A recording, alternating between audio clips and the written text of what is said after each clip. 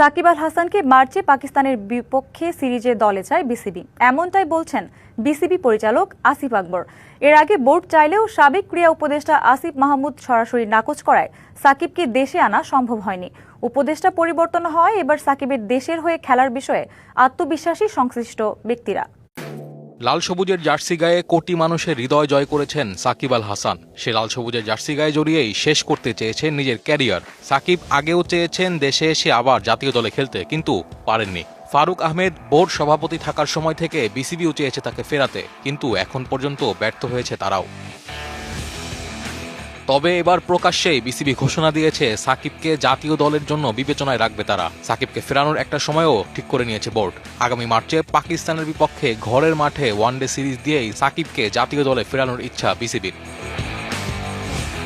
সাকিবকে ফেরানোর জন্য সরকারের যথাযথ কর্তৃপক্ষের সঙ্গে যোগাযোগ করছেন বিসিবি সভাপতি। আগামী মার্চে ঘরের মাঠে পাকিস্তানের বিপক্ষে সিরিজেই সাকিবকে আবার জাতীয় দলে দেখা যেতে পারে বলছেন বিসিবি পরিচালক আসিফ আকবর। সাকিব আল হাসান বাংলাদেশের পক্ষে খেলুক, এটা বোর্ড চায়, প্রস্তাবনা আসছে। এখন সাকিব আল হাসানের মামলা টামলা যদি শেষ হয় তারপরে সে আসবে, বা পাকিস্তানের পক্ষে সামনে যেটাই হোক সেটাই। গ্রেপ্তার আতঙ্ক ছাড়া সাকিবকে জাতীয় দলে নিতে আগেও ছিল না কোনো আনুষ্ঠানিক নিষেধাজ্ঞা। তবে সাবেক ক্রীড়া উপদেষ্টা আসিফ মাহমুদ সজীব ভুইয়া প্রকাশ্যে তার দেশে ফেরার বিরুদ্ধে অবস্থান নিয়েছিলেন। সে পদে পরিবর্তন আসায় সুগম হয়েছে সাকিবের ফিরে আসার পথ। দেশে ফিরতে আগ্রহী সাকিব। এদিকে বিসিবিও মনে করে জাতীয় দলের হয়ে সাকিবের খেলায় কোনো বাধা থাকা উচিত নয়। ব্যাটে বলে মিলে গেলে মার্চেই হয়তো বাংলাদেশের জার্সি গায়ে দেশের মাটিতে দেখা যেতে পারে সাকিবকে। আর মাত্র মাস দেড়েক পরেই দেশে ফিরছেন সাকিব আল হাসান, আবারও খেলবেন বাংলাদেশের জার্সিতে। অন্তত বাংলাদেশ ক্রিকেট বোর্ডের কথা শুনে সেটাই মনে হচ্ছে, কেননা মার্চ মাসে পাকিস্তানের বিপক্ষে যে হোম সিরিজ রয়েছে বাংলাদেশের জাতীয় দলের জার্সিতে, ওই সিরিজেই সাকিব আল হাসানকে ফেরাতে চায়, খেলাতে চায় বাংলাদেশ ক্রিকেট বোর্ড। সাকিব আল হাসান নিজেও খুব আগ্রহ নিয়ে অপেক্ষা করছেন। হঠাৎ করেই এত পরিবর্তন কেন? রিপোর্ট অনুযায়ী বাংলাদেশ ক্রিকেট বোর্ডের পক্ষ থেকে মাসখানেক আগে সাকিব আল হাসানের সঙ্গে যোগাযোগ করা হয়েছে, যেহেতু সরকারে কিছুটা পরিবর্তন এসেছে। খেয়াল করেন, সরকারে কিছুটা পরিবর্তন এসেছে এবং আগামীতে জাতীয় নির্বাচন, তো সবকিছু মিলে ক্রিকেট বোর্ড এবং বিসিবি, সাকিব আল হাসান, তারা মনে করছে হয়তো সাকিব আল হাসানকে দেশে ফেরানোর যে প্রক্রিয়া সেটা এখন চালু করা যেতে পারে। প্রশ্ন হচ্ছে, সাকিবের বিরুদ্ধে যে মামলাগুলো রয়েছে সেগুলো কি হবে? সাকিব কি ক্রিকেট বোর্ডের কথা মেনে কিংবা সন্তুষ্ট হয়ে এই মামলা থাকা অবস্থায় দেশে ফিরবেন, খেলবেন?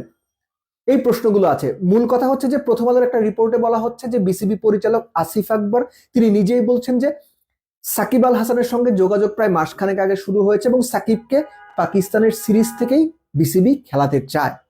কিন্তু মনে করে দেখেন, এর আগে যখন আসিফ মাহমুদ সজীব ভুইয়া সম্মানিত উপদেষ্টা ছিলেন যুব এবং ক্রীড়া মন্ত্রণালয়, তিনি কিন্তু সরাসরি বলেছিলেন যে বাংলাদেশের জার্সি গায়ে সাকিবকে আর খেলতে দেওয়া হবে না। তো এখন তিনি নেই, জনাব আসিফ নজরুল তিনি এখন যুব এবং ক্রীড়া মন্ত্রণালয়ের সম্মানিত উপদেষ্টা হিসেবে আছেন।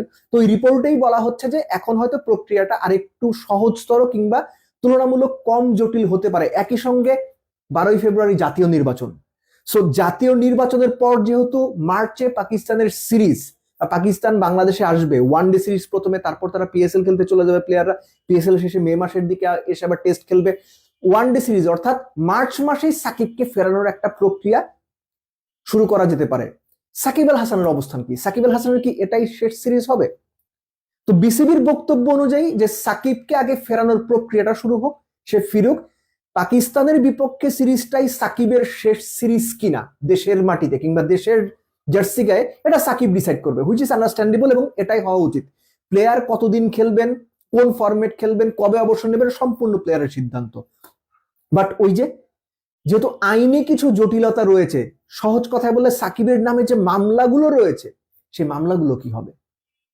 সেই মামলাগুলো থাকা অবস্থায় সাকিব যদি দেশে ফিরেন তাহলে ব্যাপারটা কেমন দাঁড়াবে?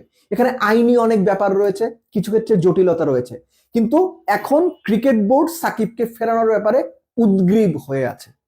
তারা সাকিবকে ফেরাতে চায় এবং সাকিব আল হাসান নিজেও যতটুকু রিপোর্ট অনুযায়ী মানে জানা যাচ্ছে যে সাকিব আল হাসান নিজেও বাংলাদেশের জার্সিতে খেলার জন্য মোটামুটি প্রস্তুত আছেন এবং মার্চ মাসে যে পাকিস্তান সিরিজ দিয়ে ফেরার কথা বলা হয়েছে, সাকিব আল হাসান মোস্ট লাইকলি সেটা মাথায় নিয়েছেন এবং সেই অনুযায়ী নিজেকে প্রিপেয়ার করছেন। এখন কথা হচ্ছে, সবসময় যেটা বলি, গণপ্রজাতন্ত্রী বাংলাদেশ সরকার তারা কি সিদ্ধান্ত নেবে?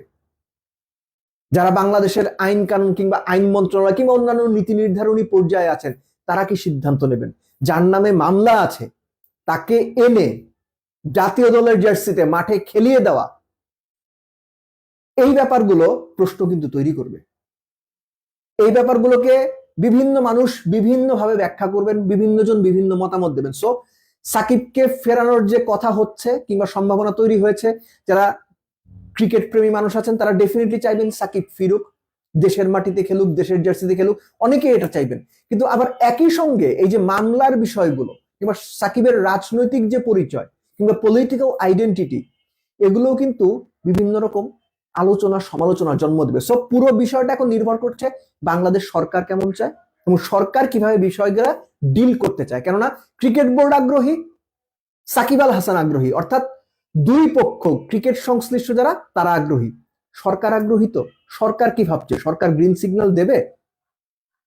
এই প্রশ্নগুলো আগামীর জন্য তোলা থাকুক। কিন্তু এখনো পর্যন্ত সাকিবের নিজের এবং বাংলাদেশ ক্রিকেট বোর্ডের স্ট্যান্ড 2026 মার্চে পাকিস্তানের বিপক্ষে যে হোম সিরিজ হবে, ওয়ানডে সিরিজ দিয়ে মার্চেই সাকিব আল হাসানকে তারা জাতীয় দলের জার্সিতে আবারও ফেরাতে চায়।